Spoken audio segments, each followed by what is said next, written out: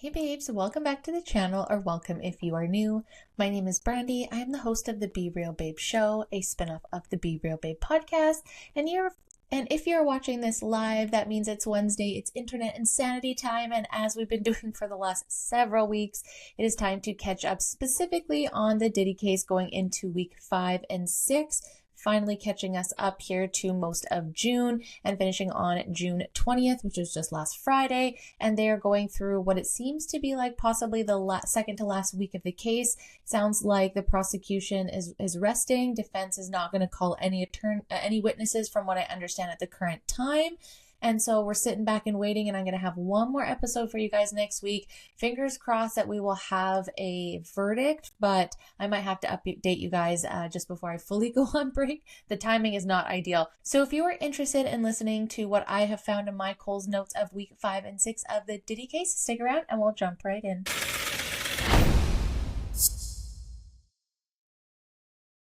All right, babes, as mentioned, if you've been around here the last couple of weeks, thank you for stopping by. I have been going over the Diddy trial because this is something I have spoken about on the podcast for the last couple of years, Hollyweird and all that kind of shit. And I honestly didn't think this was going to go to a case. And at the end of my last season of the podcast, I had just kind of alluded to what was going on in the case, and now it's full-blown happening. So I thought to finish up the season of this show on YouTube, let's see what's actually going on. So the last couple weeks I've been trying to catch myself up on what's going on, but there's so much information, you guys. I feel like no matter how much I read, I cannot. I'm trying to go through all these CNN notes, all these, there's just so much. I don't know how any human being can possibly keep up to this, but I'm going to do my best and walk us through the week of June 9th to June 13th, and then as well as the 16th to the 20th and what kind of happened there. Now, last week was kind of a little bit more of a quieter week for court for several reasons we'll go over, but I did end the last episode talking about June 6th with Jane, the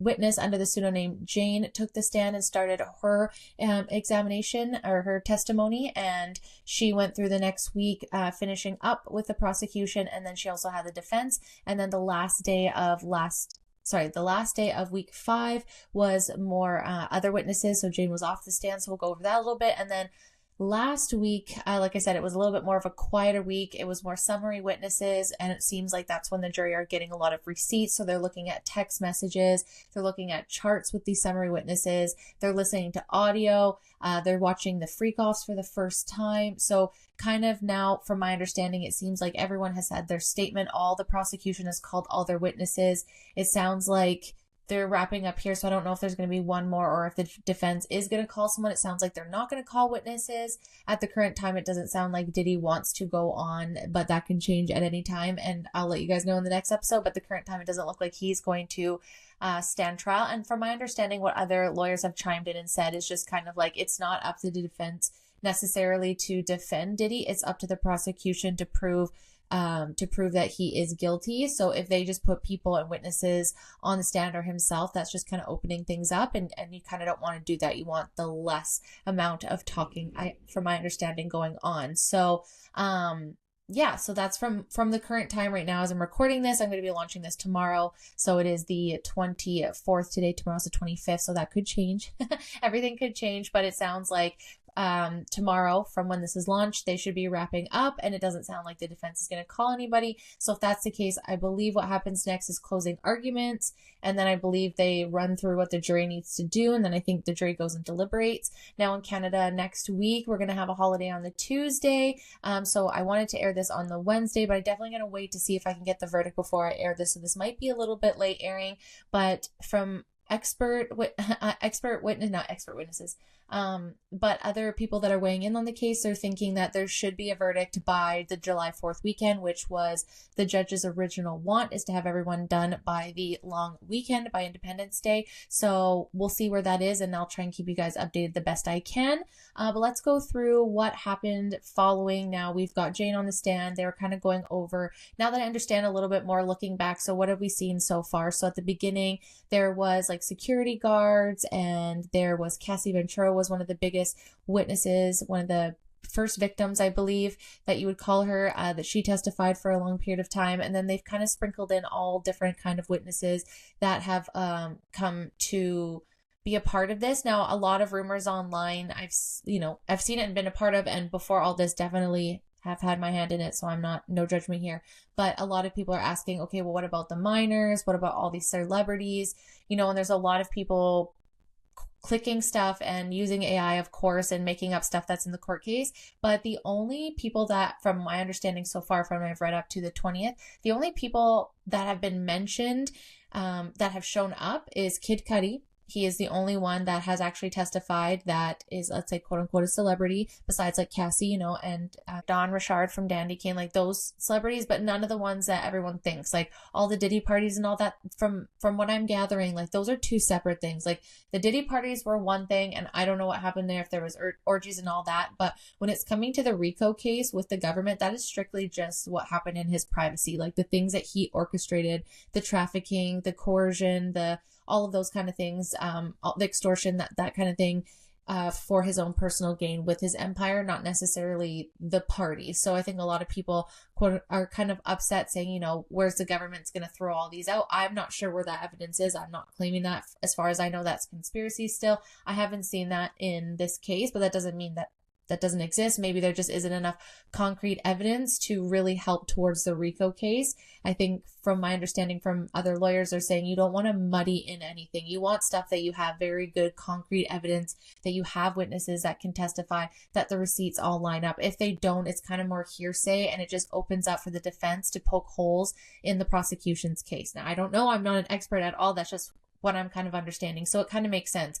Or did things really happen? Like as far as I know, one of the things that I haven't heard is that anybody was underage. Now, what the defense is trying to paint a picture of, and they're really kind of using Jane towards this, especially at the beginning, is that, he's just a cuck. He's just a freak. He's not a good spouse. He's domestic violence, all those things. He's a drug addict, but he's not a criminal. He wasn't doing sex trafficking. He wasn't extorting people. He wasn't, any sort of racketeering, none of that, nothing of those sorts happened, that he was just kind of a weirdo, and that's that. But, when we get in all people from all of his different empires coming in, whether that's, people running for drugs or setting up these hotel rooms or taking these people across state lines and organizing escorts and prostitutes and all that, I think that's what the prosecution is building by bringing in all these witnesses and then having the summary witnesses kind of to line it all up for them. But, Britney Spears was mentioned in, I believe it was Cassie's case, where she was talking about people that were at these parties, but it wasn't anything to do with necessarily her getting like sexually abused or trafficked or anything like that. And it wasn't like Britney was involved. It was just talking about a high-end party that they had gone to and some of the people that were there. They also talk about Michael B. Jordan quite a few times, and just mentions in their relationship with Cassie Ventura, not in the sense of like, again, he was involved in any of those things. The only people that truly seem involved in the physical act of these freak-offs, they started calling them hotel nights or king nights, was his spouse or whoever he was dating or at the time, and escorts that he hired. There wasn't like, and like I said, he was directing them, getting them to take movies, all those type of things, but it wasn't like these big parties. And when this all came out, that's what I thought. I thought for sure, like all these, I mean, I'm not saying that didn't happen, but that's not to the point where like to the case, right? Like, I don't know that the government can really get anybody on being like, you're a bunch of fucking perverts if you all have sex with each other. I'm not saying that did or did not happen, but when it comes to the government, I think, those would be like maybe civil cases. I'm not sure that the government really is interested in a bunch of like celebrities having sex orgies, just my personal opinion. However, if Diddy is trying to, allegedly control all these women and using his power and his empire to do all these crimes, then that's a whole other story that the government is very much interested in. But I don't think they're interested in the weird orgies that these people may have. So those could be real or not, TBD. But I don't believe any of that's going to come out in this case from what I'm seeing. And like I said, any celebrities that were mentioned besides Kid Cudi was, they even mentioned Prince, but it was about like events that they went to. And Cassie wasn't allowed to go to the Prince party, but she went, and then Diddy didn't want her to go to the Prince party because Prince didn't like Diddy, and she went anyway, and there's a huge fight and he beat her. That's how Prince comes into it, not Prince was involved in all of that. And as far as I know, everybody was a consenting age. Now, were they consenting in the course and stuff? I believe so, my personal opinion, but from my understanding, there's no mention of minors. Now, again, did those things happen? I have no idea, but it's not coming up in this court case. So I guess what I would think is that the prosecution didn't think that there was enough evidence to get him on that, and that would just perhaps muddy the case. Again, these are just my opinions from Know Nothing. But yeah, let's go. That's kind of where we're at so far. So if we look at a summary of what happened between the 9th and the 13th, like I said, the 6th, they started going through Jane's testimony, and I wasn't really sure in understanding. So Jane was his current, let's say, girlfriend, spouse, person that he was very close to when the Cassie video and lawsuit came out and the video broke from the Intercontinental Hotel. Jane was the individual that he was currently doing freak-offs with, the girl that he was together with, and she was the last person he was with. And when he got arrested, Diddy was actually going to meet Jane. So they had a relationship on and off for about 3 or 4 years, I believe, from about like 2020 to 2024 when he got arrested, on and off. And she had met him early, I believe, in 2020, and I could get the dates wrong, sorry guys, there's so much information, but they met when Diddy was dating her girlfriend, and they exchanged numbers. They kind of stopped talking for a little bit, text once in a while, but then her girlfriend they went off and married someone else, so she thought she would go and meet Diddy, and they, what it seems to be is like every time one of these women have spoken out is that, I'm very French today, with my hands, is that they seem to get love bombed, and they're just, they're the passion there. They can't stay away from each other, just do all these electric things. He's just super sweet to them, very attentive, so I don't believe at the beginning it's like all of where it gets to, right? It's more or less like just all that passion need to be there, that beginning love, that honeymoon stage, right? With a like crazy amount of money and, all of those kind of things, right? Where you don't have to work as much during the day. You don't have to do things like normal 9-to-5s. You can just take off and go places and do all these fun things. So it sounds a lot at first that it was just very romanticized. She was very, from my understanding, in love with him and just enamored by his power and his energy and essence and all of that, and how much he seemed to care about her. And then it sounded like they went to somewhere, I believe the first episode where things got a little bit crazy is they went to Turks and Caicos, I believe it was, and she had been given a little bit too much ecstasy, and she ended up being really sick, and she was having like convulsions on the beach. She was like not feeling well, and KK, Diddy's right-hand woman, who has not, and I don't believe will be coming on the stand, which is crazy because they use a lot of evidence from her phones and stuff. Christina Coram, I believe her name is. I might have got that wrong. Sorry, there's just so many names, you guys. KK, as they call her. She took her to like have a shower and all that, calm her down. When you're rolling, we've all been there.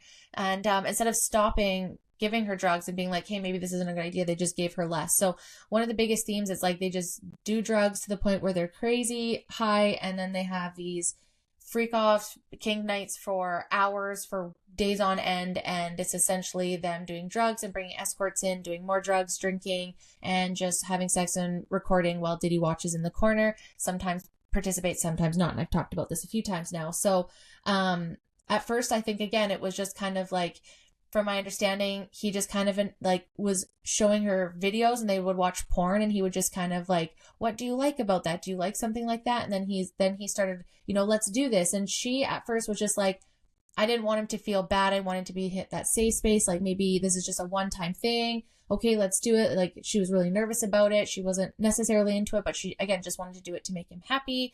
And she's seen how excited and happy he got. So she just wanted to truly, do something for her man and be there and love him because she loved him so much. And then again, it started happening more and more. And just as the same thing with Cassie, it seems like that then turns into her full-time job.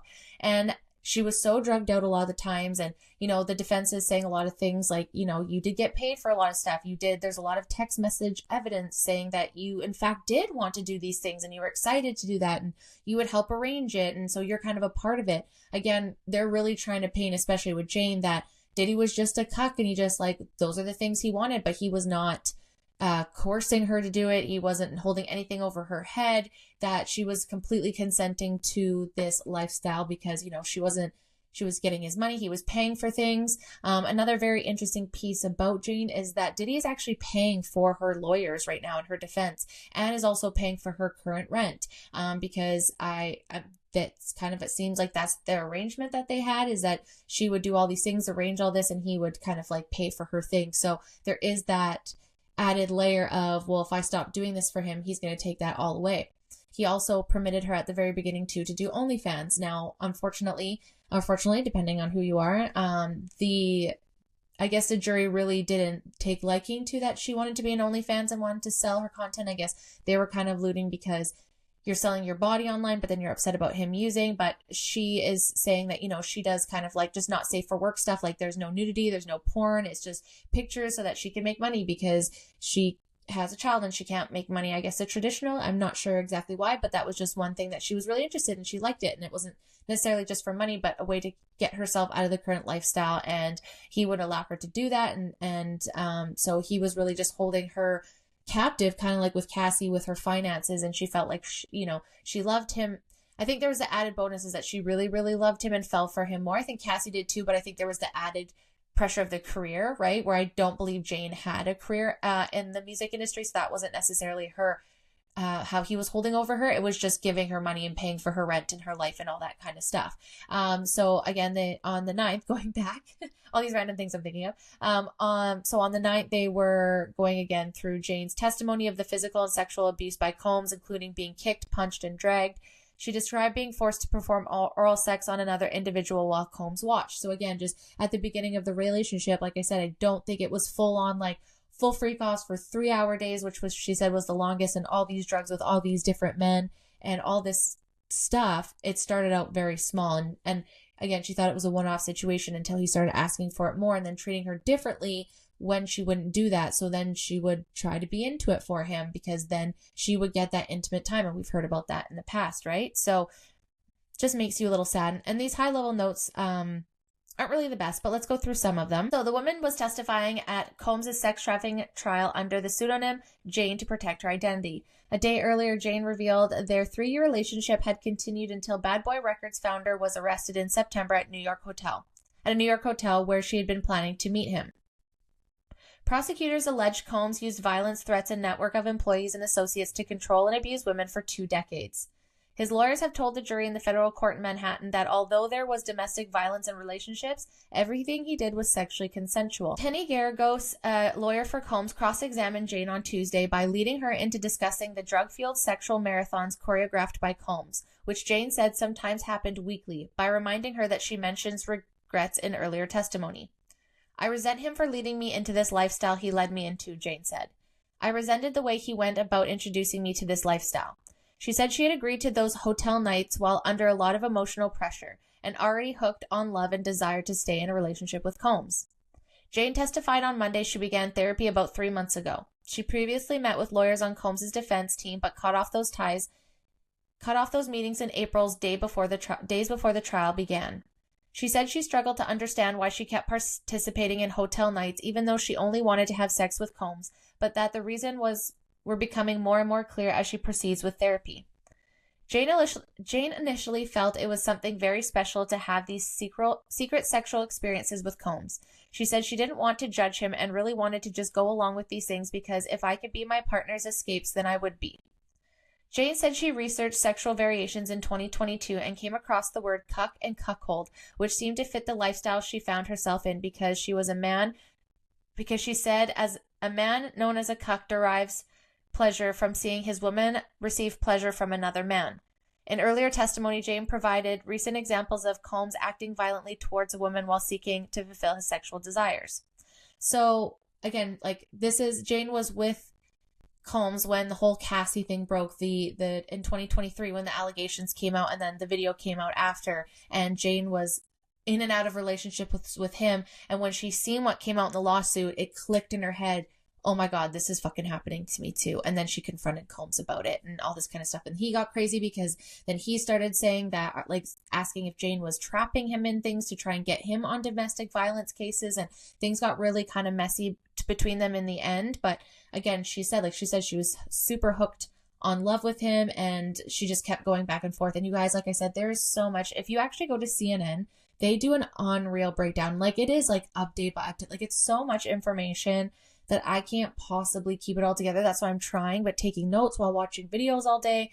And it's nice to have some written stuff to go off of, but it is insane how much, like, I'm not even close to painting the picture. Again, watching Rotten Mango, go watch her videos, as well as, actually Sloan is doing some videos as well, and Law and Crime. They have so many hours of this, guys, with all these different lawyers. It's really great. Let's continue on this NBC News article, going into the third and fourth day and final day of Jane's cross-examination. She faces a bunch of questions about the relationship, about how it played out, and how it became a headline-grabbing criminal investigation in 2024. So key moments in day 3 and 4 where Jane told jurors she saw positive changes in Diddy after Cassie Ventura, his former partner, filed her lawsuit in November 2023 alleging physical and sexual abuse. Responding to questions, defense lawyer Tenny Garagos, Jane agreed that Diddy became more apologetic and attentive and less egotistical and cold. One other thing, though, she did mention from my recollection is that when this all happened, when this all broke, they all kind of came together as a family in the backyard, and all these team members, and she was a part of it, and they were talking about how he was going to come up with this apology. And she had heard the final apology, and she was like sick to her stomach. Again, like, you hear things, but you don't know. And if you're in the middle of abuse and you're in love, you don't want to believe those things are true. But when something comes out like this, it's like you kind of have to face it, especially when the whole family is being like, yeah, this is true, but what are we going to say about it? So I guess the original apology, she was saying that he had named Cassie in it, but the one that posted was completely different. Not completely different, but like the big pieces were very different, like naming her and all that kind of stuff. And she was very disgusted on how he wasn't owning up to what he did to Cassie specifically. And, obviously that started to really unravel her feelings for him and start the war in between. So that was one thing that she said was kind of wild, is that they were all together trying to figure out how they're going to speak out about this, and the, the infamous apology that we all seen, and just were kind of blown away by how not great. I've seen a lot of bad online apologies. That one kind of takes the cake. Jane also mentioned she was in Miami with Diddy last year when CNN aired hotel security video showing him assaulting Ventura. The witness affirmed the behavior wasn't consistent with the man she knew at the time and had never beaten her at the time. Jane's friends told her to leave Diddy, but she decided to stay, she confirmed. So again, like, from my understanding, when she confronted him, he said, she was a hitter. Cassie was a hitter. That was one time she acted out against me. I defended myself. It was really a one-time thing. It's not what these people are making it out. And again, I know a lot of people will have their judgments, but again, it's hard unless you're in those relationships to fully understand. And, at that current time, did she really have a reason to be lied to? I don't think at that time, from her understanding, is that he was just a little weird sexually.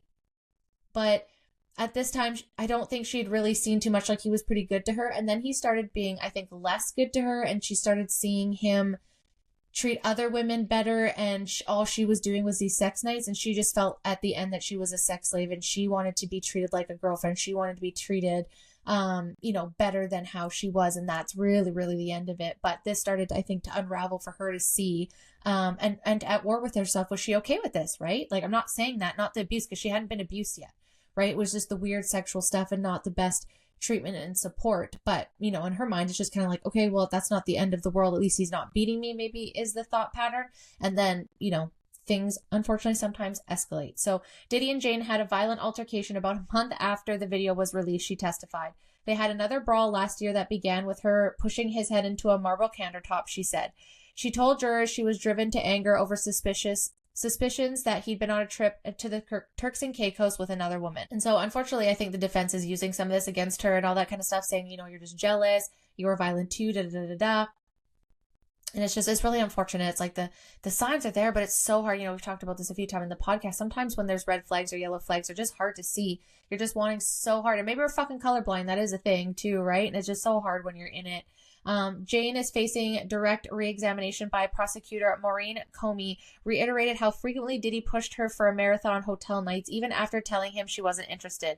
All the time, she cried as she described her jealousy of other women who weren't under the same pressure to constantly fulfill Diddy's sexual desires. Right? And that's what she was saying. Like, I don't think it was that necessarily maybe the Oprah relationship, but just they weren't doing those things. They weren't having the pressures. They weren't having to organize and perform sexually like this, even though they didn't want to. And maybe they did. Maybe she just didn't know that. I'm not sure if he was doing things that multiple times. But, I imagine that gets, again, really fucking hard. Some other key pieces in her testimony. After Cassie Ventura filed her suit, Jane testified she told Combs she felt she had become a sex worker in her own relationship. Jane also testified that she never felt confident in anyone else. She never confided in anyone else about the whole hotel nights because it was this shameful, dark secret. Like, again, she didn't want to do all those things. She wanted to be with her man, and she just thought that that is what she had to do. Around March 2024, Combs suggested that he and Jane split peacefully and said he hoped for a clean break. He also notified his accountant who pays her rent. Jane told Combs she was still paying off debt from being unemployed for 3 years while she was his on-call party girl, and asked for 3 months before taking the rent payments herself. Remember, Jane had previously testified that Combs was still paying her rent. So again, very tricky situation, right? After Homeland Security conducted raids on Combs' residence in March 2024, Jane testified that she tried to call Combs because HIS left a business card for her. At some point after the raids, Combs hired a lawyer for Jane, who she had testified is the same attorney representing her now and whose services Combs is still paying for, as I had mentioned. Surveillance videos. So Jane testified about a fight with Combs after she confronted him about being with another woman on a trip. She said she pushed Combs' head into a marble counter and threw candles at him, but did not see any marks. Jane said Combs then kicked her and picked me up in a chokehold and choked me. She said the fight escalated physically after that. After a physical altercation, Jane testified that Combs instructed for her to put on makeup to cover up her injuries and take an ecstasy pill because he had invited an entertainer over. Jane said she told him, "I don't want to," but Combs got closer to her face and said, "Is this coercion?" She testified that she eventually had sex with the entertainer while Combs watched. There was another time too, I think it was on the 3-day binge, I'm not entirely sure, but on a very big weekend where after the second guy she went and threw up and wasn't feeling well, and he basically came back and was like, "Too bad, perform." Like at the end, I think things got really intense. Jane testified that after Combs left, his assistant dropped off $10,000 to $12,000 in cash to pay both the entertainer and for damages to her home, which included 4 doors Combs damaged during the altercation the night before. Shortly after, Jane said Combs discussed breaking up and being friends. And this is again...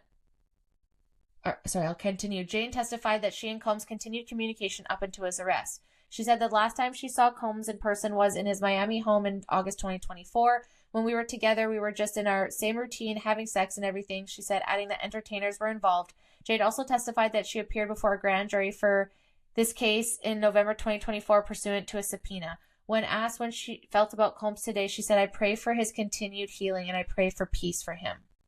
So yeah, there's a lot going on there, and again, that's just, high level, guys, but I'm already at half an hour. So I definitely, I'm going to skim through the next little bit because I think the next couple of days, if you want to go into it, 100% go into it. But I think Jane is the biggest piece here, where it's, again, a relationship similar to Cassie's, and all these people kind of chiming in saying, yeah, this was a part of it. Yeah, these entertainers were meeting up with them. Yes, they were taking across state lines. Christina Coram, KK, she was a part of this. Again, no one's really understanding why she's not being put on the stand. Parts of me wonder, is it because they're going after her? Maybe there was no plea deal. I'm not entirely sure, because they use stuff they use her stuff. So it's very curious. I'm interested to understand that maybe after, I don't know. But yeah, so the 9th to the 13th, mainly the 12th, was heavily focused on the prosecution and the defense, kind of going back and forth with Jane about her entire experience from their love. Again, the defense is really trying to paint that he was just love, he was just a cuck. He just wanted to watch. He was just a dirty guy. That's it. He didn't coerce you. You liked this stuff. You wanted this stuff. You were a consenting adult. That's what the defense is trying to paint, where the prosecution is trying to paint, no, he literally had control over her entire life. She made several instances, and especially over the last year, although she kept going back, and that's one thing that the defense kept saying, is like, we kept going back. And again, I don't think we can fully understand why each individual person goes back to an abusive relationship, but we know that there's a lot of psychological break in there, especially being in a fog, doing all these drugs, not sure how you're going to be able to provide yourself after not working for years.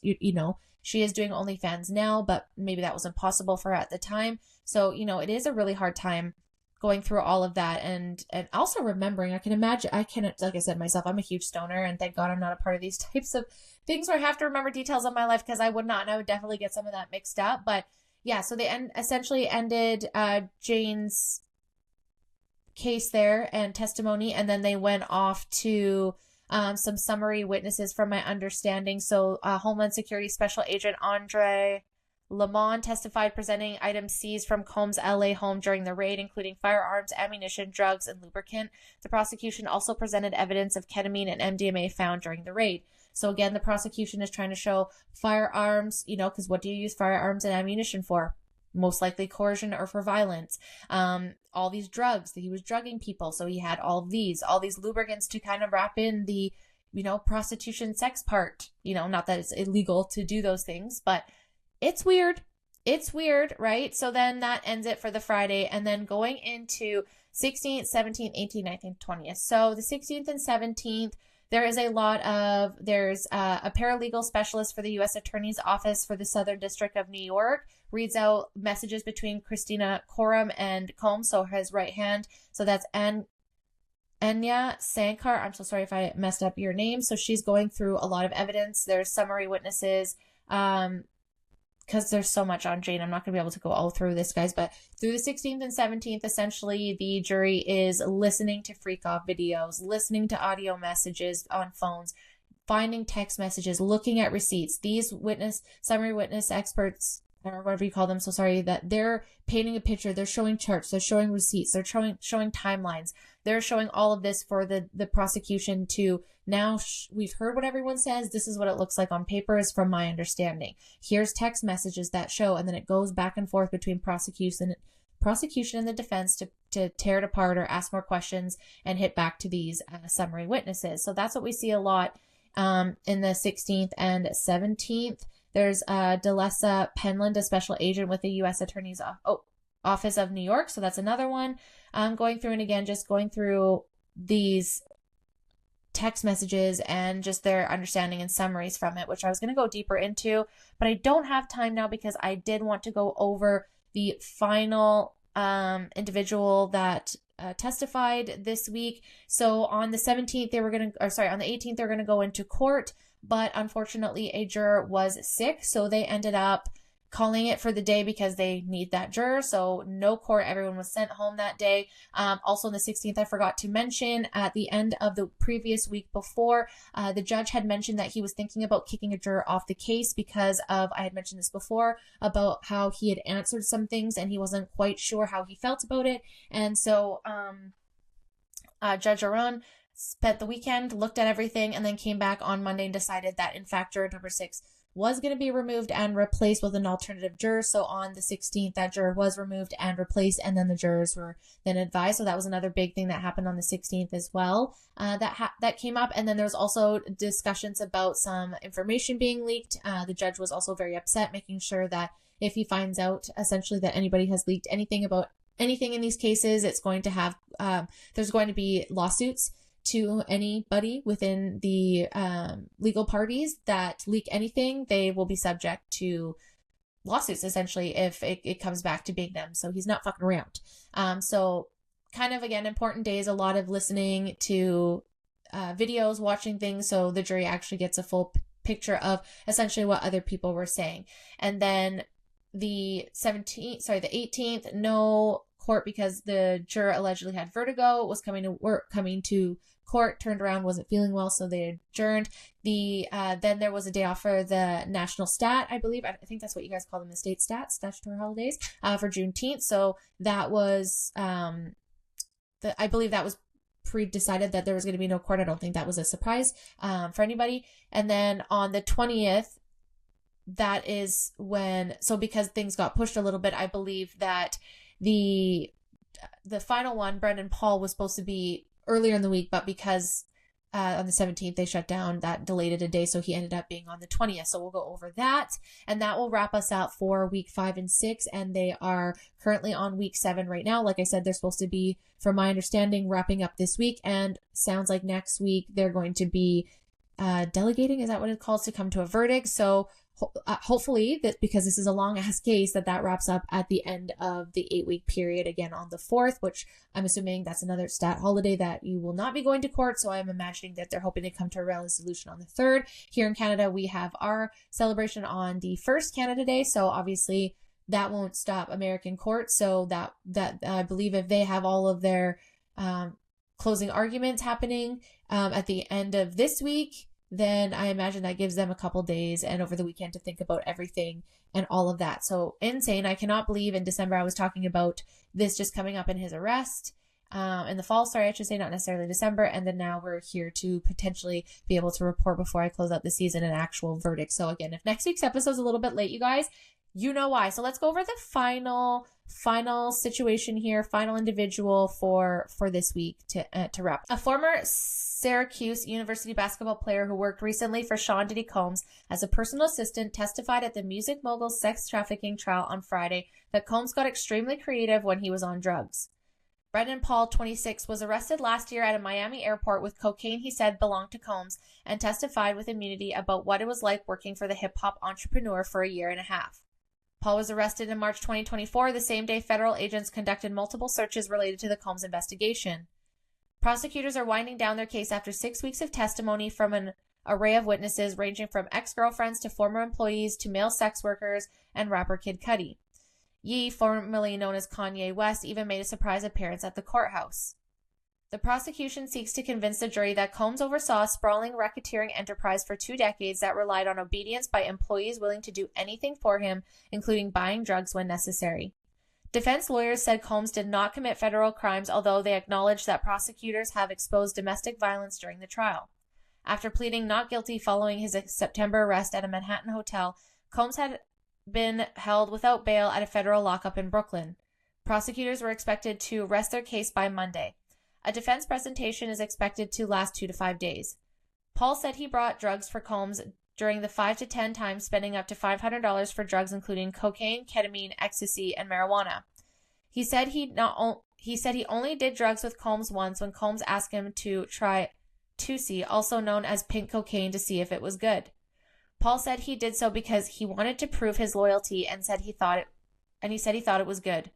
We continued on with our night, he told Assistant U.S. Attorney Christy Slavic.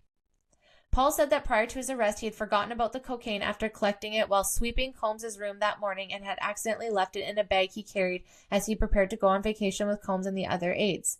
The charges were dismissed after Paul completed a pretrial diversion program. Under questioning by defense attorney Brian Steele, Paul said his heart dropped when he realized that there was cocaine in a travel bag after telling officers at the airport that everything in the bag belonged to him. Steele asked Paul if Combs was generally happy and didn't hurt anyone when he was on drugs. He got extremely creative, Paul responded. At another point, Steele asked the witness, You would not work for a criminal, would you? Absolutely not, Paul responded. Slavic, though, elicited Paul's mixed feelings about Combs when the prosecutor asked him before he finished his testimony, Sitting here today, how do you feel about Mr. Combs? It's complicated, he answered.